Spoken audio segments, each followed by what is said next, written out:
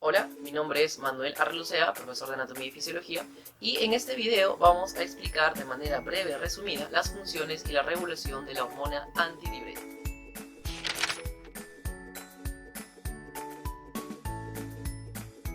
Siempre he dicho que la clave para poder entender la fisiología es razonar en vez de estar memorizando.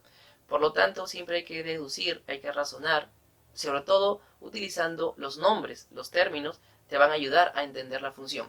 Por ejemplo, la palabra antidiurética. ¿Qué significa?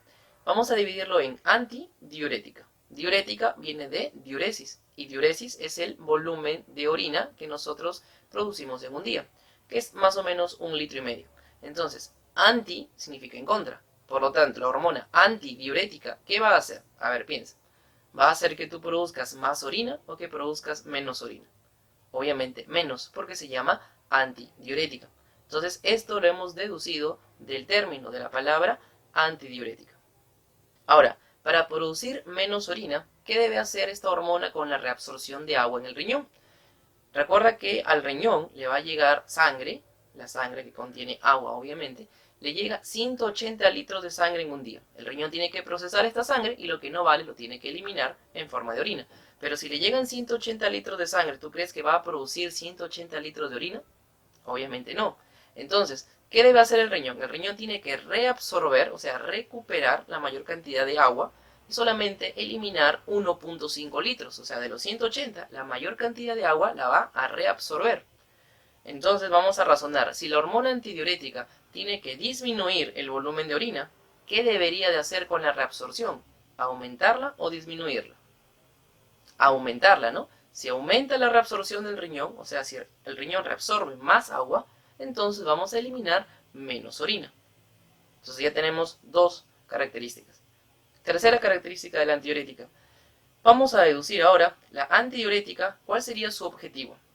¿Eliminar agua o ahorrar agua? Obviamente ahorrar agua, según lo que te acabo de decir. Por lo tanto, vamos a deducir qué es lo que va a hacer con las glándulas sudoríparas. ¿Las va a estimular para producir más sudor o las va a inhibir para producir menos sudor?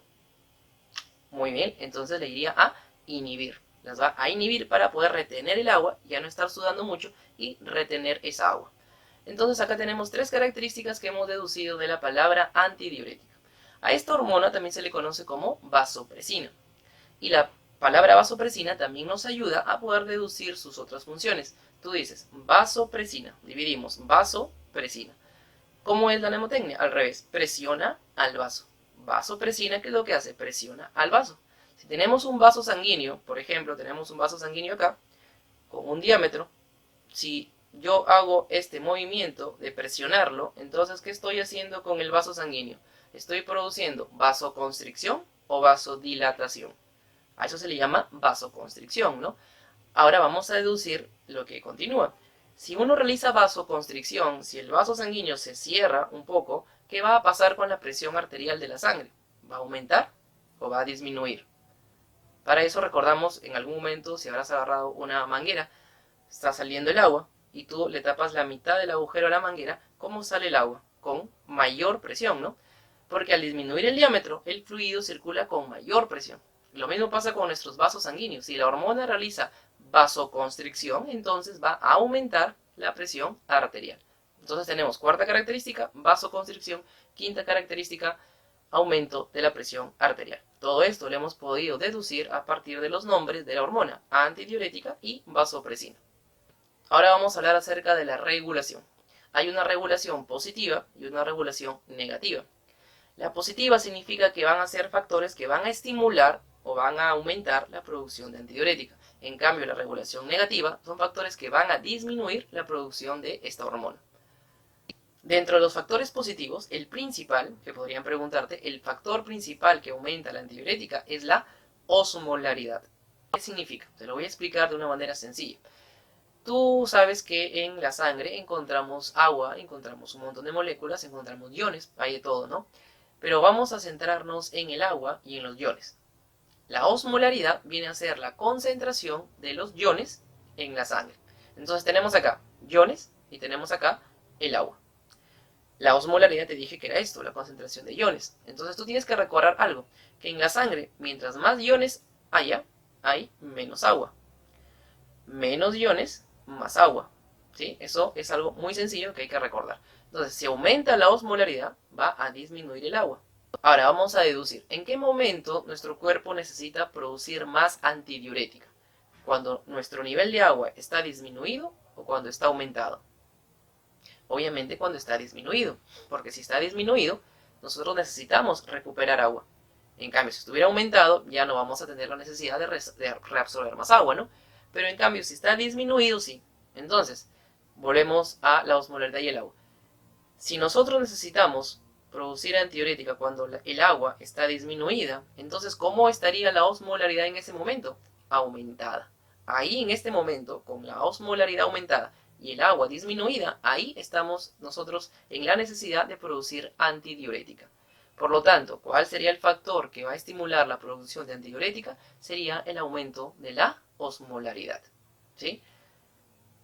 Y el otro factor sería la disminución del agua. A eso se le conoce como hipovolemia. Deducimos el término hipo, disminución, volumen, emia, sangre. Disminución del volumen sanguíneo. Cuando hay menos volumen de agua en nuestra sangre, ahí también se activa la antidiurética. También recordemos que el principal ion que aporta a la osmolaridad es el sodio. Por lo tanto, si el factor que estimula la liberación de antidiurética es el aumento de la osmolaridad, sería lo mismo decir que es el aumento del sodio, porque él es el que va a aportar más a la osmolaridad. Y por el otro lado, los factores negativos van a ser aquellos que van a disminuir la producción de antidiurética. Tenemos a uno de los principales, el alcohol. Y aquí son ejemplos muy sencillos. Cuando tú has estado en una discoteca, en una fiesta, consumiendo bebidas alcohólicas, te das cuenta que vas al baño cada rato. Consumes bebidas alcohólicas, vas al baño. Consumes, vas al baño, ¿no? Muy seguido. ¿Por qué? Porque el alcohol lo que hace es inhibir la producción de antidiurética. Si la antidiurética normalmente disminuye el volumen de orina, pero el alcohol no está dejando que esta antidiurética funcione, entonces el volumen de orina va a aumentar. Por eso que orinamos. Entonces aquí tenemos algunos puntos sencillos, básicos acerca de la hormona antidiurética. Si te gustó, dale like y compártelo con tus amigos para que también les pueda servir a ellos. Y si quieres ver más videos así sencillos y resumidos de anatomía y fisiología, suscríbete aquí a este canal. Mi nombre es Manuel Arlosea y nos vemos en el siguiente video.